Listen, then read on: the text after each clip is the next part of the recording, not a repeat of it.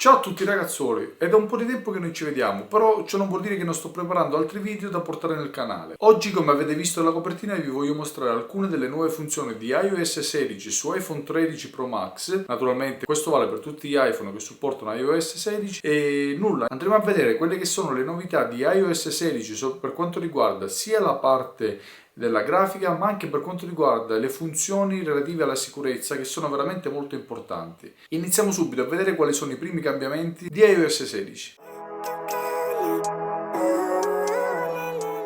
La prima funzione che andiamo a vedere è proprio quella del blocco schermo. Infatti, come possiamo notare, se teniamo premuto nel nostro blocco schermo, possiamo personalizzare direttamente la nostra schermata. Quindi possiamo modificare sia il font dell'orologio, possiamo aggiungere dei widget, quindi possiamo automaticamente inserire il nostro Apple Watch, l'attività fisica, possiamo aggiungere il meteo e praticamente tutti quelli che sono i widget disponibili possiamo integrare qui. E in questo caso non lo so, se togliamo questo potremmo aggiungere questo così, perfetto, fine.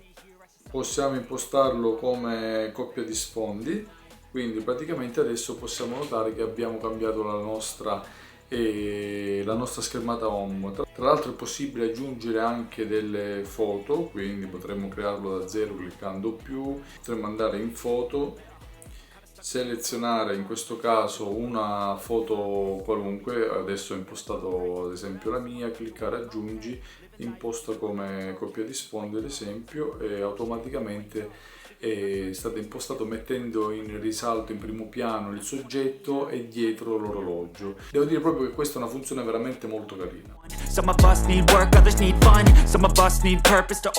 Un'altra funzione interessante è proprio quella della percentuale della batteria. Infatti, come potete vedere nel mio caso è già presente l'indicatore della batteria, cioè la percentuale. Per poterla attivare basta andare in impostazioni, batteria, e come possiamo notare c'è la spunta percentuale batteria attiva. In questo caso, se vogliamo attivarla, basta semplicemente scorrere verso destra e automaticamente si attiva la percentuale. Viceversa, basta semplicemente spostarlo verso sinistra con un semplice tap. Quindi anche per quanto riguarda la batteria c'è stato un aggiornamento grafico.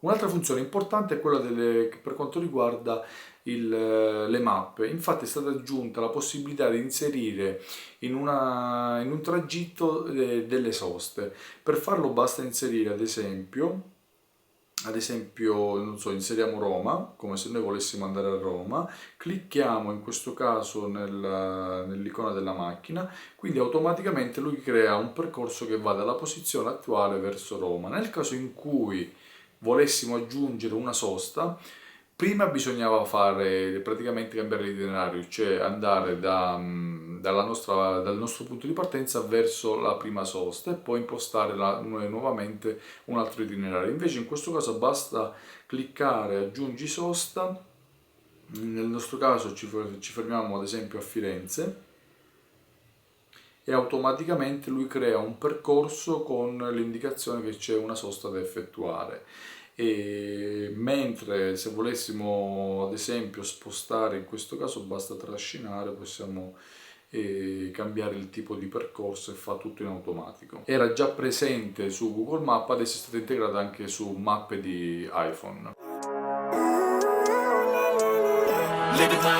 Un'altra funzione interessante sono le notifiche per quanto riguarda il meteo. Infatti l'applicazione meteo, oltre ad essere stata ridisegnata, è possibile in questo caso, se andiamo qui in basso nei tre trattini, clicchiamo qui in alto, clicchiamo notifiche, diciamo che consentiamo la ricezione delle notifiche, consenti. In questo caso noi possiamo consentire di ricevere delle notifiche quando sta per piovere ad esempio. Quindi una volta fatto questo andiamo a cliccare direttamente sul meteo avverso, quindi praticamente qui abbiamo ad esempio varie città, clicchiamo ad esempio su Bologna, attiviamo la notifica, fine. Se torniamo adesso nelle notifiche dovremmo trovare meteo avverso e su Bologna, quindi praticamente tutte le volte che starà per piovere, ci sarà la neve eccetera, arriverà un feedback, una notifica che segnalerà questa condizione meteo. quindi veramente molto interessante, e la lascio anche attiva perché può sempre tornare utile.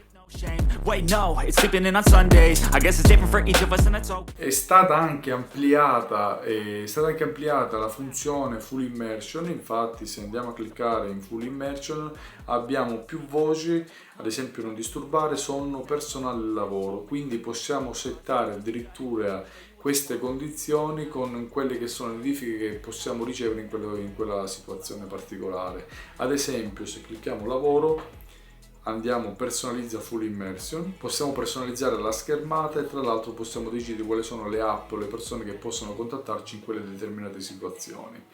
Quindi è veramente molto funzionale e interessante come funziona. Better days, yeah. All I need are some better. Per quanto riguarda la privacy, che è veramente fondamentale, è stato ampliato inserendo nella sezione privacy e sicurezza. Se andiamo in basso possiamo vedere resoconto sulla privacy delle app, cioè praticamente questa funzione qui ci permette di controllare quello che fanno le nostre app e quando le utilizziamo. In questo caso possiamo notare dalla prima schermata che le foto 14 secondi fa sono andate a controllare i contatti e le fotografie, mentre le mappe hanno ricontrollato i contatti e la posizione. Il meteo ha utilizzato la posizione.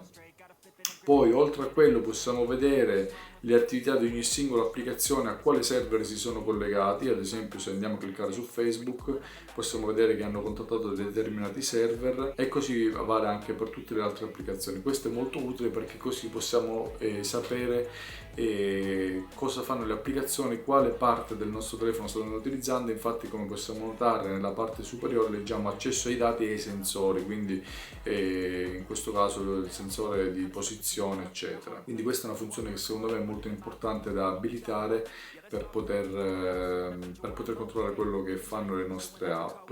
Un'altra funzione molto importante che è stata inserita all'interno di iOS 16 è la modalità di isolamento. Praticamente questa modalità di isolamento ci permette di limitare le funzioni dell'iPhone in caso in cui abbiamo il sospetto di essere sotto attacco hacker, e infatti automaticamente andrà a limitare la funzione di alcune applicazioni, addirittura per quanto riguarda la messaggistica o addirittura il collegamento a internet. Bloccherà, come possiamo notare qui, dei messaggi, viene bloccata la maggior parte degli allegati, oppure nella navigazione web verranno bloccate alcune pagine eccetera. Per quanto riguarda FaceTime, bloccherà l'entrata e l'uscita delle chiamate, a meno che non è una persona con cui già abbiamo avuto una conversazione, quindi la reputa che sia non pericolosa, e via con altre funzioni per quanto riguarda il blocco degli accessi. Credo che queste siano delle funzioni veramente molto interessanti,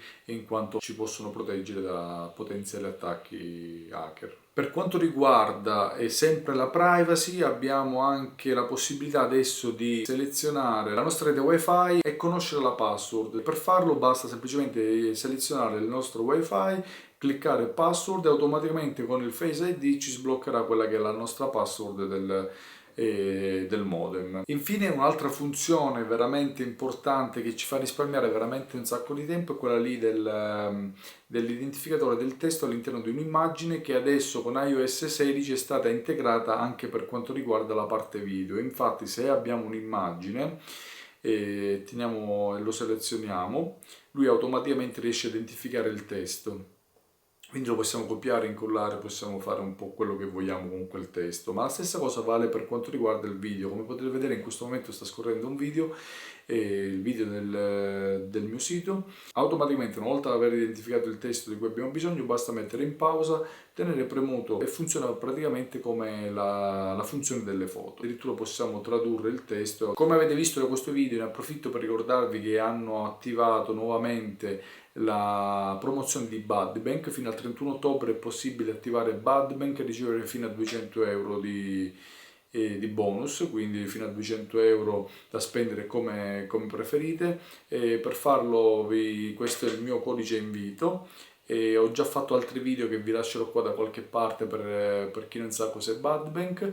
E nulla, E oggi abbiamo visto quelle che sono alcune delle nuove funzioni di iOS 16 e spero che questo video vi sia piaciuto e noi come sempre ci vediamo nel prossimo video. Ciao!